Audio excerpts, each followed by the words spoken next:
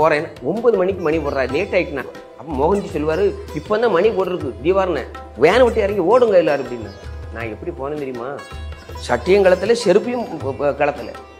அந்த ஆவேசத்தில் உள்ளுக்கு போயிட்டேன். சுவாமி எனக்கு நல்ல சங்கீதத்தை கொடு சுவாமி. அப்படி சிடியில் ரிலீஸ் பண்ணலை. நல்ல சங்கீத ஞானத்தை கொடு, இந்த சங்கீதம் தான் எனக்கு உயிர் ஆன்னு சுவாமிகிட்ட வேண்டனேன். அன்னைக்கு முத வேண்டன அந்த ஒரு சங்கல்பம் இருக்கு பாருங்க.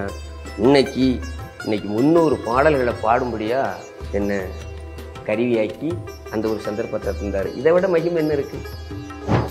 யாதுமாயி நின்றாயே ராகவேந்திரா, என்றும் உடனிருந்து காப்பாயே ராகவேந்திரா. தாமரை நெஞ்சில் ராமரை தாங்கிய தடாகமே, தங்கத்தேரில் பவனி வரும் தீன தயாளனே. தாமரை நெஞ்சில் ராமரை தாங்கிய தடாகமே, உன்னை எல்லால் எனக்கு இங்கே யாரும் உண்டோ? மந்திராலய மகானே குருவே ஸ்ரீ ராகவேந்திரா, உன்னை எல்லால் எனக்கு இங்கே. ராகவேந்திர சுவாமிய உண்மையாக வழிபட்டார். அதாவது நம்மெல்லாம் மனிதன்தான், வாழ்க்கையில் நிறைய தவறுகள் பண்ணுவோம். அது எங்கிட்ட கேட்டால் தவறு பண்ணக்கூடியவன் தான் மனுஷன், தவறு செய்யாதவன் மகான் தான். அப்போது இந்த அவர்கிட்ட பக்தி செலுத்தும் போது உண்மையாக அந்த பக்தியை நம்ம செலுத்தின போது அந்த கடாட்சமும் அந்த அருளும் அவங்களுக்கு கண்டிப்பாக கிடைக்கும். இப்போது நான் முதல் மந்திராலயத்துக்கு போகும்போது மோகன்ஜி என்னை கூட்டிகிட்டு போனார். போகும்போது அவர் சொல்லுவார், 8:30 மணிக்கு அங்கே தீபாரணம் ஆயிரும். அப்போ ரொம்ப வருஷம் ஆச்சு, நான் சொல்கிறது 1999 2000 வருஷத்துல சொல்கிறேன், 23 வருஷத்துக்கு முன்னாடி. அப்போ உங்களுக்கு இந்த மாதிரிலாம் இருக்காது. இந்த இந்த அங்க பிரதர்ஷனம் பண்ணுவாங்கள்ல, அதெல்லாம் அவங்க மேலையெல்லாம் மணல் ஒட்டி இருக்கும். அவன் சில சமயம் ரத்தம் வந்துடும், அந்த அளவுக்கு அங்க பிரதர்ஷனம் பண்ணுவாங்க. அந்த மாதிரிப்பட்ட சமயம் போகும்போது நான் போகிறேன். 9 மணிக்கு மணி போடுறாரு, லேட் ஆகிட்டுனாங்க. அப்போ மோகன்ஜி சொல்லுவார், இப்போ தான் மணி போடுறது தீவார்னு, வேனை விட்டு இறங்கி ஓடுங்க எல்லாரும் அப்படின்னாங்க. நான் எப்படி போனேன் தெரியுமா? சட்டியும் களத்தில், செருப்பையும் களத்தில். அந்த ஆவேசத்தில் உள்ளுக்கு போயிட்டேன். பிறகு அங்கே நிற்கக்கூடிய அந்த காவலாளி ஓடி வந்து என் செருப்பையும் சட்டையும் கலத்தி, இப்போம்னா அடிச்சு போடுவாங்க, கலத்தி அவரே வெளியில் கொண்டு போயிட்டார். அந்த ஒரு அவஸ்தோடி இந்த சுவாமியை பார்க்கும்போது ஒன்றுமே அவர்கிட்ட வேண்டலை, என்ன அறியாமையே மாலையாக அழுதேன். சுவாமி எனக்கு நல்ல சங்கீதத்தை கொடு சுவாமி. அப்படி சிடியில் ரிலீஸ் பண்ணலை.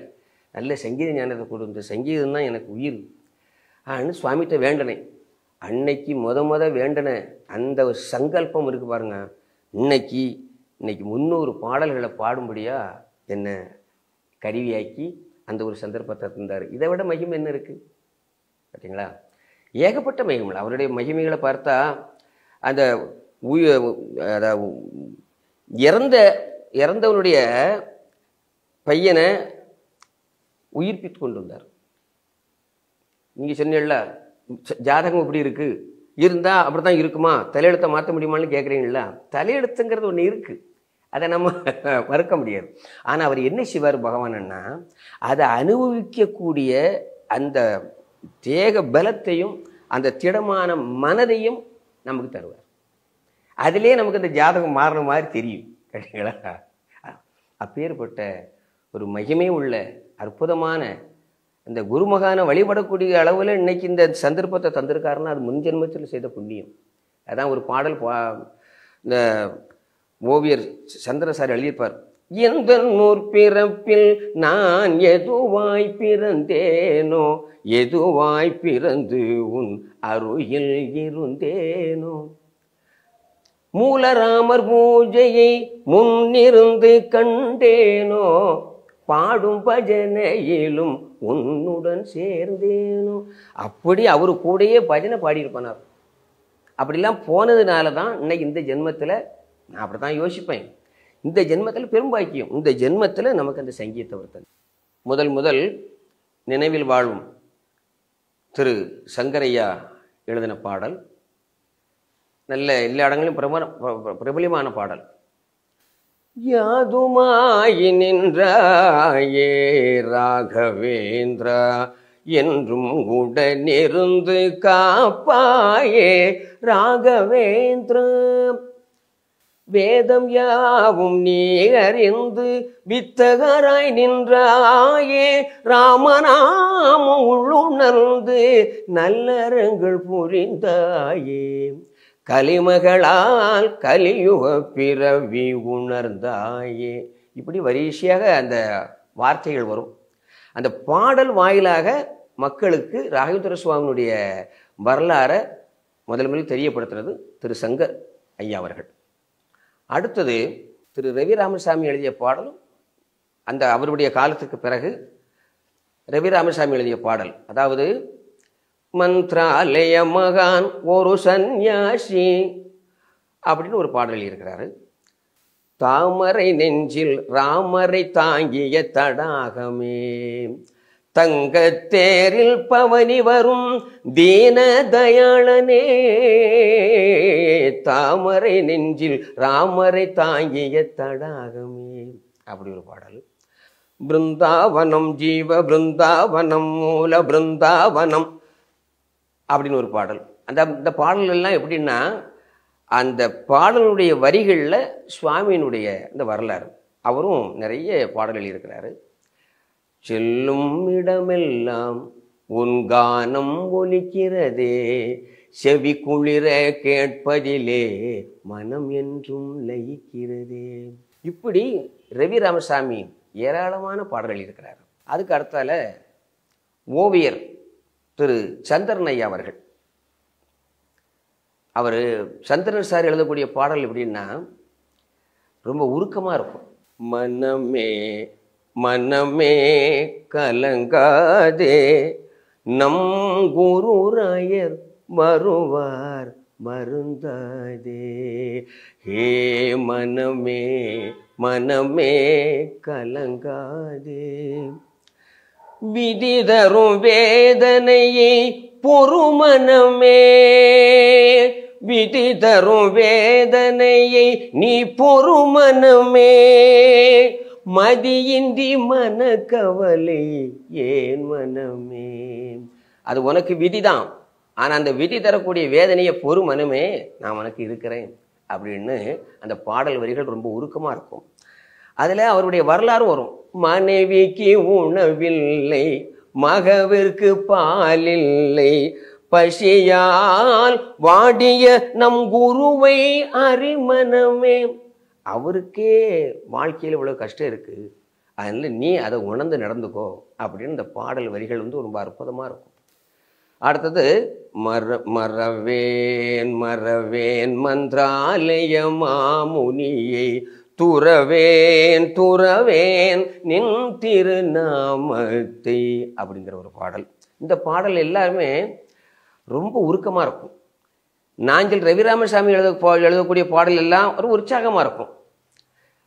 திரு ஓவியர் சந்திரன் சார் எழுதக்கூடிய பாடல் ஒரு வித்தியாசமா இருக்கும், அதாவது ஒரு ஒரு உருக்கத்தோடு இருக்கும். அதுக்கு அடுத்தது நம்முடைய கோவூர் சிவசங்கரன் ஐயா அவர்கள். அவர் எழுதின பாடல், ஏதோ பிறந்தேன் ஏதோ வளர்ந்தேன், எதற்கு பிறந்தேன் எதற்கு வளர்ந்தேன் குருராஜா, உன்னை அறிந்து புரிந்து தெரிந்த பின்பு எதற்கு பிறந்தேன் என்று உணர்ந்தேன். அதாவது உன்னை அறிந்த பிறகுதான் அந்த உலகத்தில் எதற்காக பிறந்தேன், உன்னுடைய சேவையை செய்வதற்காக நான் பிறந்தேன் என்று இந்த பாடலுடைய அர்த்தம் அப்படி இருக்கும்.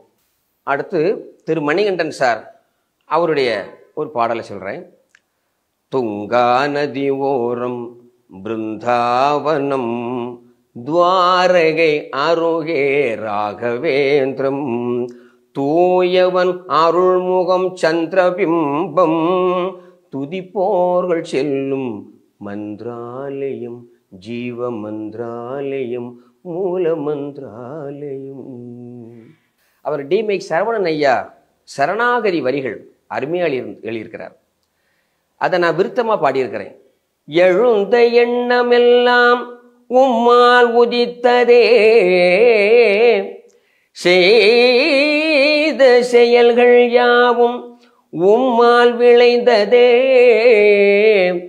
போகின்ற பாதையெல்லாம் நீர் காட்டிய பாதைகளே.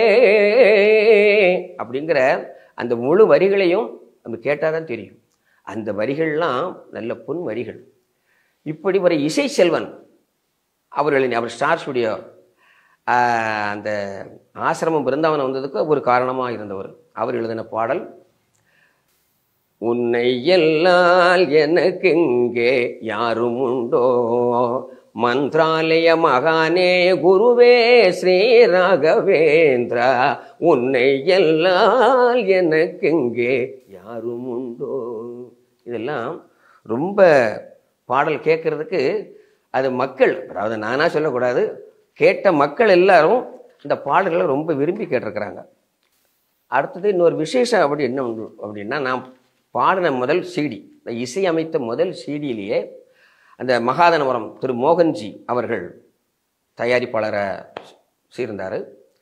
அந்த பாடல் எஸ்பிபி ஐயாவே பாடியிருக்கிறார். எப்படின்னா, முகம் பார்த்து பசி தீர்க்கும் தாயும் நீயே, அனுதினம் பார்த்து படி இழக்கும் தந்தையும் நீயே, தாயும் நீயே தந்தையும் நீயே. இந்த பாடல்லாம் ரொம்ப உருக்கமாக இருக்கும். அடுத்தது குமரி மந்திராலயத்தில் வெங்கடேஷ் ஒரு பக்தர், அவர் ஏராளமான பாடல்கள் எழுதியிருக்கிறார். அதாவது குருவாரந்தோறும் ஒவ்வொரு பாடல் எழுதுவார். அதில் அந்த மகா கும்பாபிஷேகம் அன்னைக்கு அந்த பாடல் ரிலீஸ் ஆச்சு. அந்த பாடல் நான் பாடுறேன். அகிலமெல்லாம் அருள் புரியும் மந்திராலயமே, அன்புடனே தஞ்சம் புகும் சரணாலயமே, அன்பர்களின் கண்களுக்கு உயிரோவியமே, அருளோடு ஒளி வீசும் பிருந்தாவனமே, ஜீவ பிருந்தாவனமே, மூல பிருந்தாவனமே அப்படின்னாரு. இந்த பாடல் ரொம்ப நிறைவா இருக்கும். அதனால இப்படி ஏராளமான பாடல்கள் பல பாடல் ஆசிரியர்கள் வாயிலாக எனக்கு அதை கொடுத்து அந்த இசையமைக்கக்கூடிய அந்த பக்குவத்தையும் அந்த அருளையும் ராகவேந்திர சுவாமி எனக்கு ஒரு பெரிய ஒரு சொத்தாக எனக்கு தந்து இன்று வரையிலும் ராகவேந்திர சுவாமியினுடைய அந்த இசை சேவையை, அந்த குரு சேவையை செய்வதற்கு எனக்கு நல்ல உடல் ஆரோக்கியத்தையும் அதற்கு தகுந்தவாறு என்னுடைய குடும்பத்தையும் குடும்ப சூழ்நிலையும் அவர் அருளோடு நடத்திட்டு இருக்கிறார். இன்னொன்று அப்படின்னா, இந்த பக்தியாக இருக்கிறதுக்கு முக்கிய காரணமே என்னுடைய மனைவி தான். நான் கச்சேரிக்கு எங்கே போனாலும் ஒன்றுமே பார்க்க மாட்டேன், சூட்கேஸ் எடுப்பேன், கச்சேரி போவேன், நேரம் வருவேன், அவ்வளோதான். இந்த முன்னேற்றத்துக்கு இன்னொரு முக்கிய காரணம் என்னுடைய குரு எப்படியோ அதே மாதிரி தான் என்னுடைய மனைவி கமலம் அவர்கள் தான். நிறைய விஷயம் அவர்களும் ராகவேந்திர சாமியை உணர்ந்தாங்க. ஒரு குடும்பத்தில் அத்தனை பேரும் உணர்ந்தோம். என் மகள் கலைவாணி சுவாமியை உணர்ந்தா, என் மகன் உணர்ந்தான், என் மருமகள் வசந்தா அவளும் பகவான் உணர்ந்தா. அதனால ஒரு குடும்பத்தில் அத்தனை பேரையும் உணர வச்சு இன்னைக்கு இந்த எங்கள் பாரம்பரியமான இந்த கலை குடும்பத்தை இன்னைக்கும் அருளோடி வழி நடத்தி கொண்டிருக்கக்கூடிய ராகவேந்திர சுவாமிக்கு என்னுடைய கோடான கோடி நன்றிகளையும் நமஸ்காரங்களையும் பணிவுடன் தெரிவித்துக் கொள்கிறேன்.